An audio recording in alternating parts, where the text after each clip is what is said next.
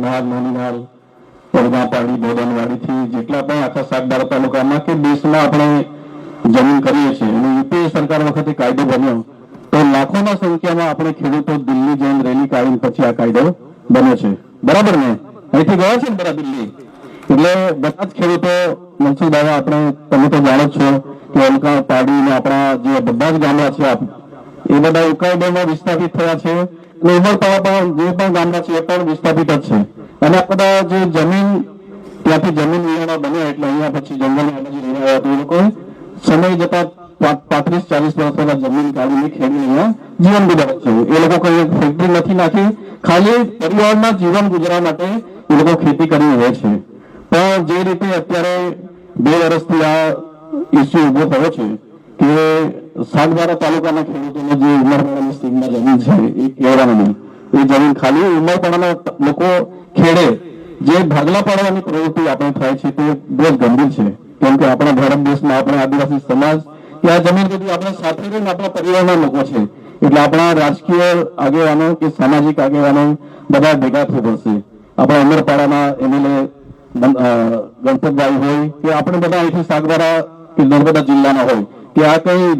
આપણે તો બધા ભારત દેશના નાગરિકો છે એટલે કઈ સાગબારાના ખેડૂત ઉમરપાડામાં ખેડે એવો કોઈ વિષય નથી, પણ ખોટી રીતે બધાને ગેરમાર્ગે દોરીને જે આ પ્રશ્ન 2 વર્ષથી ઉભો કર્યો છે તો આપણે બધાએ ભેગા થઈને સોલ્વ કરવો પડશે। કેમ કે આ લડાઈ કઈ નાની નથી અને એક કોઈ પાર્ટીથી સોલ્વ નહીં થાય, કેમ કે આપણે બધા જ ભેગા થઈશું તો જ આ પ્રશ્ન સોલ્વ થશે। એટલે બધા જ મારા જે ખેડૂત મિત્રો છે, આપણા જેટલા પણ આગેવાનો આવ્યા છે, સંસદ સભ્ય મનસુખભાઈ વસાવા, કૃષ્ણાબેન, એ બધાને મારી ખાસ વિનંતી છે કે એક વખત એક દિવસ આપણે સંયુક્ત ગણપતભાઈ અને આપણે નર્મદા જિલ્લાની સંયુક્ત એક કાર્યક્રમ કે મીટિંગ રાખી આપણે સંકલન, તો જ આપણને પ્રશ્નનું સોલ્યુશન આવે એવું લાગે છે। કેમ કે આપણે એકબીજા પર આક્ષેપ કરીશું તો એ પ્રશ્ન વધતો જશે અને જે ખેડૂતો છે આપણા એમને નુકસાન થશે। એટલે આપણે એક વચલો રસ્તો કાઢીએ, બેસીએ અને બંને જિલ્લાના આગેવાનો ભેગા કરીએ। અને મારે બીજું ખાસ એ જ કહેવાનું છે કે આ લડાઈ આપણી જંગલ જમીનની લડાઈ છે એ આખા દેશમાં આદિવાસી સમાજ જ્યાં પણ છે એ ભલે મધ્યપ્રદેશમાં હોય, છત્તીસગઢમાં હોય, રાજસ્થાન હોય કે ઓરિસ્સામાં હોય, આદિવાસી સમાજ જ્યાં રહે છે ત્યાં અમારા ગોનાના ગામ છે ત્યાં ગામના નજીકથી જંગલ છે 100 મીટર 200 મીટર, તો બધે જ આપણા લોકોએ આદિવાસી સમાજે જંગલ સાચવ્યું છે એટલે જંગલ ખાતાના લોકોએ પણ સમજવું પડશે। કેમ કે આપણી સામે જે રીતે ગયા વર્ષે ઓલગાપાડીમાં જે ફોરેસ્ટ હતા, ફોરેસ્ટ એની સામે મારામારી થઈ ને 307નો ગુનો દાખલ કરીને 35 લોકો જેલમાં ભરેલા।